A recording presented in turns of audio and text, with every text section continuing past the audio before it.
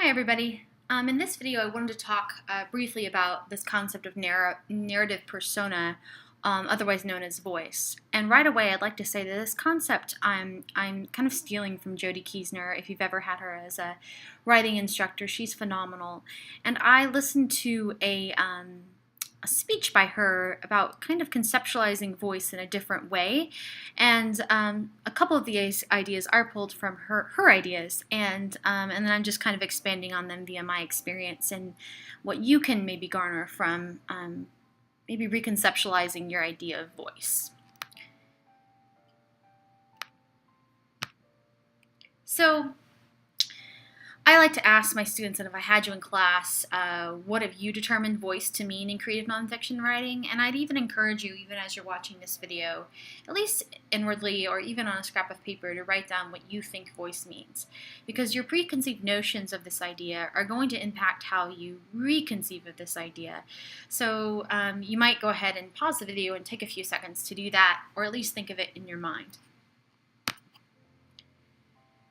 So, another question I'm kind of asking myself here is, what do we mean when we say, or when writers say, I found the right voice? Because that's also a very confusing phrase.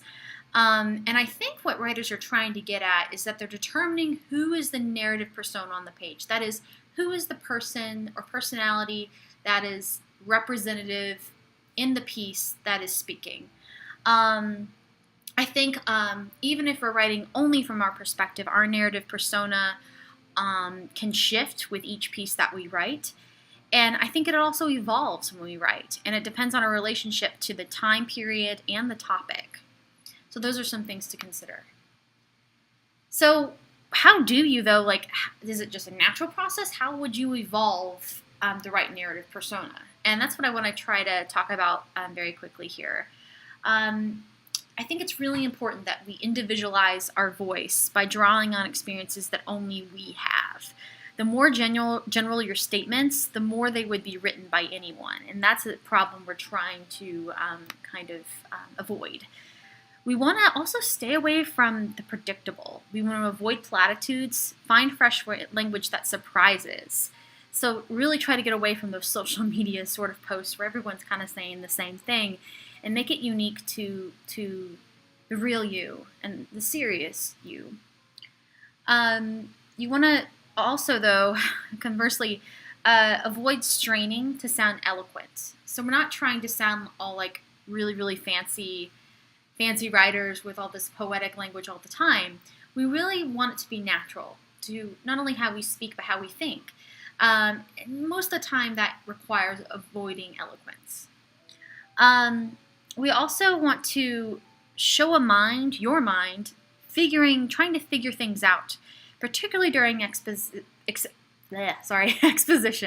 So we really want to see that a voice that doesn't necessarily have all the right answers or know what they are, but that's kind of a truly indicative of a really healthy and evolving narrative persona. And of course, we don't want you to be the hero. Don't present yourself as such, as if you know all the right answers or that you can save the day. You're cutting humanity short by kind of putting yourself in that trope. We're all very complicated individuals, and we do, good and evil. So we want to make sure that no one's kind of watered down to a simple hero or villain mentality. At the end of the day, it's important to realize that we have many selves, even if we don't write. Finding the right one, though, means which of our many selves works best to tell a particular story or essay or chapter of a memoir. All can be authentic, but over time, one usually starts to feel better than others as you begin to write a piece. Maybe it feels more comfortable or somehow truer, and that's the one you want to stick with. It's important that we also distinguish intent and make this, clarify these terms, voice of innocence and voice of experience. We use them a lot in creative nonfiction writing. And when I talk about the voice of innocence, maybe even in your papers or in a reading that we've read, what I'm talking about is that an innocence is responds to the moment. The voice is particularly a moment in the past, so it can be one of our younger selves. And the voice of experience on the other hand, looks back and is more likely to reflect on that past. So from more of a current or modern you. So voice of innocence might be a child, or it might be, your high school stuff or whatever. But the voice of experience is kind of that current you that knows now what maybe X, Y, or Z past event meant for your life. I will say one usually dominates, but both, especially in longer works, can be heard side by side. And you'll see this happening in a couple pieces that we're reading. Tension can even rise between the two, which actually can be really interesting as a reader to witness. It's just important to remember who you're writing from in order to understand what you're trying to convey. So don't ever not be sure which voice you're adopting. Make sure it's a deliberate choice, particularly further on in the writing process. Of course, there are other duets of self that we can think of. As writers, we often hear conflicting voices within ourselves. There's the super rational I versus the irrational I. The first speaks calmly while the second can rage. There's the twosome who loves to debate issues even within your own mind. There's the optimist, there's the pessimist. We have all of these things inside of us.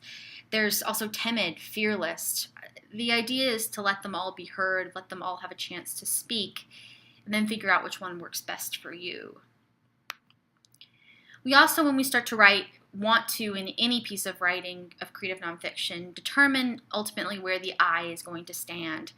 If you were to draw a circular stage that represents one piece of writing, kind of like the circle I have on the right side of your screen, and mark where the I stands, it could be in the center, as I have kind of demonstrated here. So in the center, the I, which is you, would tell personal stories.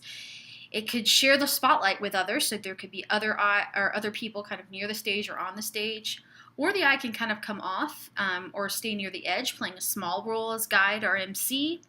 Or it can be completely off stage, so you can be the observer who is never seen but only heard. Wherever the I stands, though, the voice must be right for the part. So let's say if you're writing a piece of literary journalism and you want to be just sort of a fly on the wall to capture a certain moment with a person that is not you, perhaps the I would be very far off from the middle. If you're talking about an intimate experience you shared with your mother as an adult that helped you understand her better, very likely the I would be front and center, or at least shared with that mother figure. Also, do not forget, in this exploration of narrative persona, the need for outside voices. Other voices are always needed in a piece of writing to affirm, support, challenge, judge.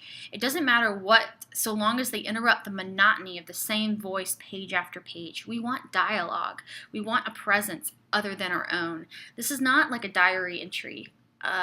You have to create scenes, and other people need to be in those scenes for them to happen. Of course, effective ways, dialogue, absolutely included if you can.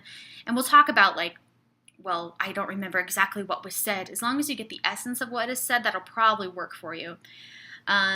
Remembering that quotations add kind of voices of authority, and they also can provide opposing points of view and add credibility, those other voices. So important in concepts to keep in mind.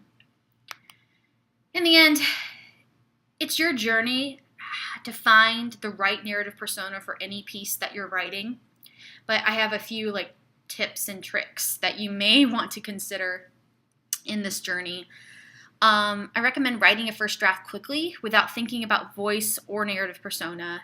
Just remember, you can't consciously choose it usually, particularly in the early stages. I'm of the mind that it chooses you. So trying too hard will lead to a kind of a stilted self-consciousness. So write something down, don't judge it, just write it, then put it in a drawer or put it away on your desktop of your computer. Let it sit is the main point for a few hours, a day, a week, long enough to switch hats from writer to reader so you can gain the detachment needed to hear yourself as others will. I recommend this for any piece of writing throughout the writing process because sometimes you need that distance to see it clearly. Then I want you to read your draft out loud. You're going to start to listen for rhythms that are often buried in early drafts, and you're kind of dredge them, expose them a little bit more. If you don't trust your voice in the end, and it doesn't sound right to you, or the cadence sounds off, then perhaps you try a new beginning or use a different tone. But when you're trying in those first steps with a piece of writing, don't think about it too much. Usually the right voice will want to happen. as you begin to edit and you've established what that narrative persona is, then maybe then you start to pledge allegiance to it a little bit more. If you have any questions or concerns over anything regarding narrative persona, please feel free to contact me via Canvas, and I'm very happy to help you.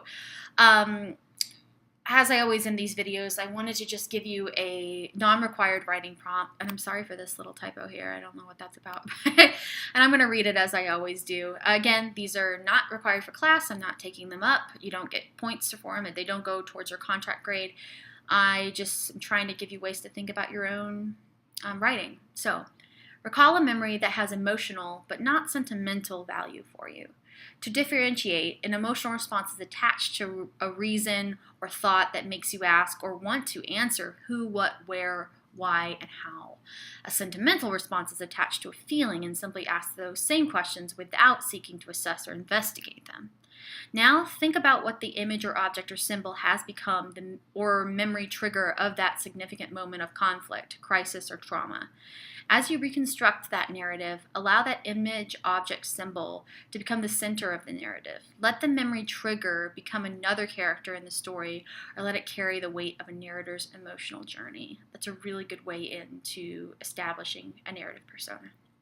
Right all, thank you very much for watching this video, and we'll see you next week.